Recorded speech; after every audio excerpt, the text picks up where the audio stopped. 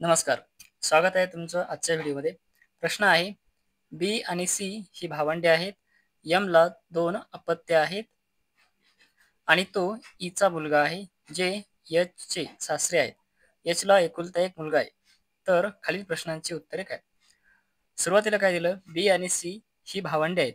मग बहीण भाऊ किंवा भावंडे यासाठी आपण सिंगल रेष ओढतो. बी आणि सी हे झाले भावंडे. आता यमला 2 अपत्य आहेत. म्हणजे हे जे 2 बहीण भाऊ आहेत, हे कोणाचे अपत्य असणार? यमचे. ठीक आहे. आणि तो ईचा मुलगा आहे. कोण? यमला 2 अपत्य आहे आणि तो म्हणजे कोण? यम. यम हा ईचा मुलगा आहे. ठीक आहे. जे हा शब्द कोणासाठी वापरला जातो? जे हा शब्द आधीच्या वाक्यातील दुसरा घटक म्हणजे ई. इथे हा जो जे आलेला आहे हा या ई साठी आलेला आहे. मग जे म्हणजे ई. ई हे एच चे सासरे आहेत. मग हे ई का कोण आहेत? सासरे आहेत कोणाचे? एच चे. याचा अर्थ ईचा मुलगा यम आणि यमची पत्नी कोण असणार? एच.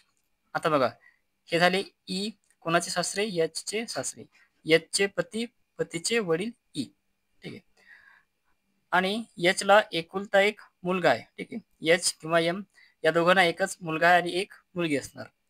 आणि सी ही ईची नात नाही. म्हणजे सी हा काय झाला? मुलगा झाला. बघा इथे दिलं, सी ही ईची नात नाही म्हणजे मुलगी नाही. मग सी काय झाला? मुलगा झाला. आणि या वाक्यात काय दिलं? एच हा एकुलता एक, एच ला एकुलता एक मुलगा आहे. म्हणजे सी एक मुलगा आहे आणि बी काय आहे?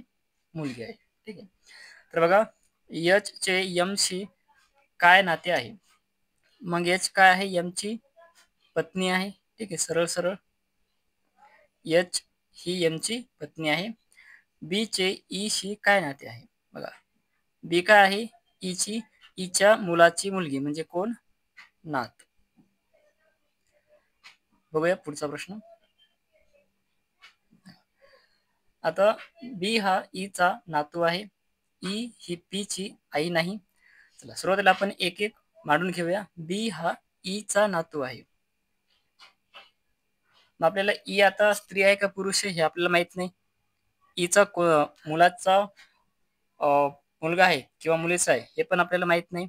मग आपण याला असं गोल करून ठेवूया आणि इथे लिहूयात बी प्लस. ठीक आहे. आता झाला का?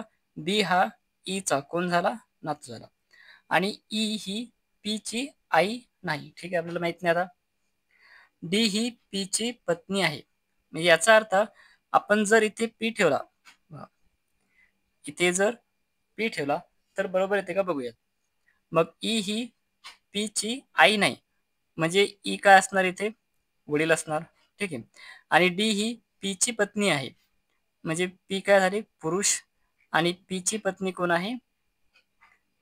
डी. ठीक आहे. जे बी चे वडील आहेत. ठीक आहे ना. डी ही पी ची कोण आहे? पत्नी आहे. डी पत्नी आहे. आणि जे जे म्हणजे कोण? पी. ठीक आहे. हे बी चे वडील आहेत. बघा आलं का बरोबर?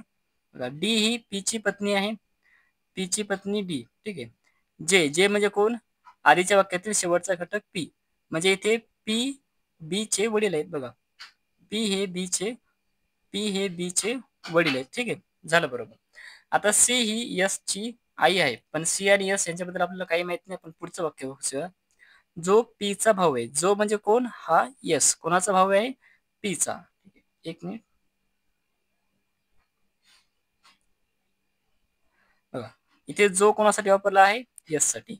यस हा कोणाचा भाऊ आहे? पी चा. म्हणजे सिंगल रेश यस आणि हा भाऊ आहे प्लस. ई हा डी चा सासरा आहे. म्हणजे बघा, ही डी आहे इथे आणि हा ई आहे इथे सासरा. झाला बरोबर. आता आपली डायग्राम एकंदरीत सगळी व्यवस्थित आलेली आहे. आता आपण प्रश्नांची उत्तर बघूया. तर ई चे यस शी काय नाते आहे? बघा, हे आहे इथे ई आणि हा आहे इथे यस. मग ई चे यस ची काय राहते? ई कोण असणार? यस चे वडील. कारण ई चे हे 2 मुलं आहेत. कोण मुलं आहेत? यस आणि पी. म्हणजे ई चे यस ची काय नाते आहेत? तर ई हे यस चे कोण आहेत? वडील आहेत. ठीक आहे. बी चे सी शी काय नाते?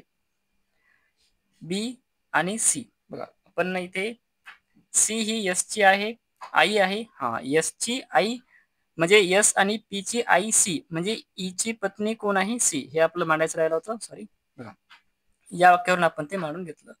सी ही यस ची आई आहे म्हणजे यस आणि पी या दोन भावांची आई कोण आहे सी आहे म्हणजे ई ची पत्नी सी. तर बघूया आपण बी चे सी शी काय नाते आहे. मग हा बी कोण झाला सी च्या मुलाचा मुलगा म्हणजे कोण नातू. बी काय झाला सी चा नातू. तिसरा प्रश्न आहे यस चे डी शी काय नाते आहे. बघा हा आहे यस आणि ही आहे डी. मग यसच्या भावाची पत्नी मग यस कोण होईल यस होईल एकतर भाऊजी किंवा आपण त्याला दीर असंही म्हणतो. ठीक आहे. यसचे डीशी यसचा भाव कोण आहे पी आणि पी ची पत्नी डी म्हणजे यस कोण झाला भाऊजी किंवा दीर.